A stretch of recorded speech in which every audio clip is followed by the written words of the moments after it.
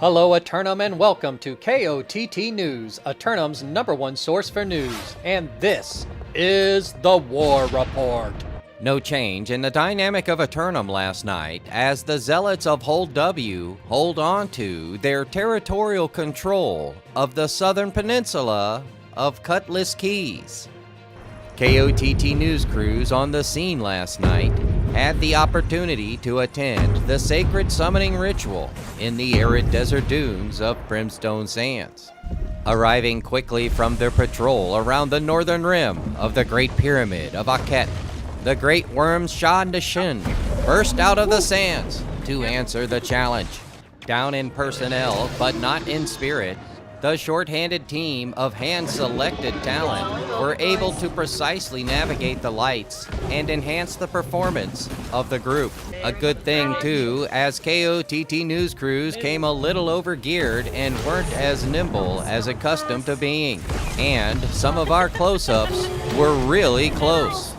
In the end, armed with chitin-socketed gear and acid-resist tinctures, and a little creative use of game mechanics, we were able to take down the mighty beast with ease.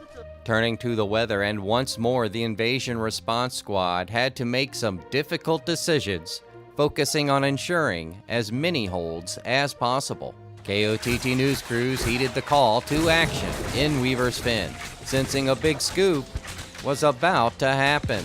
Diligent defensive holds early allowed the repair crews to minimize their resource losses, foreshadowing a greater need to come later, because in the final moments they had entirely run out of parts as multiple brutes and a Spriggan, led by an invasion army commander, reached the A-side gate.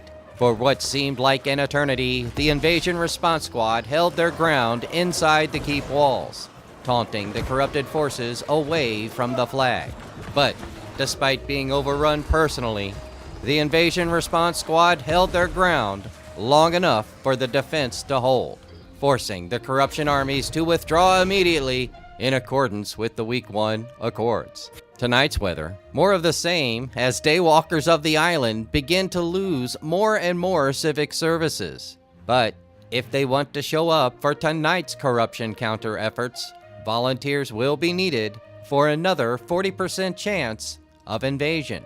2 submissions for simulated fantasy combat resolution tonight, brought to you by LARPco. Remember, if it isn't LARPco, it's cardboard. With special thanks to the Craft Services crew.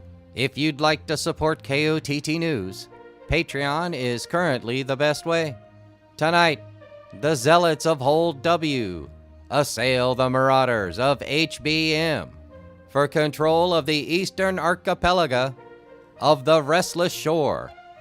Hold W, returning to the northern portion of their pilgrimage back and forth across Eternum, swing by the Mudhill to battle for the boat.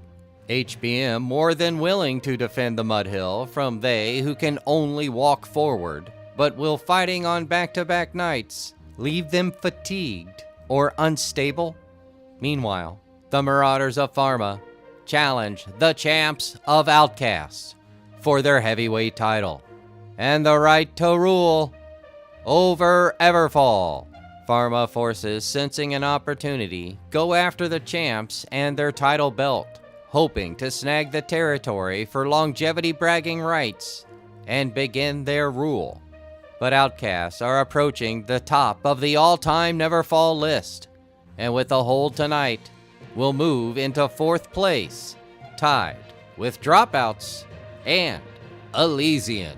Be sure to tune in for complete coverage and reactions from the citizens tonight at 11. Until then, this has been War Correspondent JChalant, KOTT News.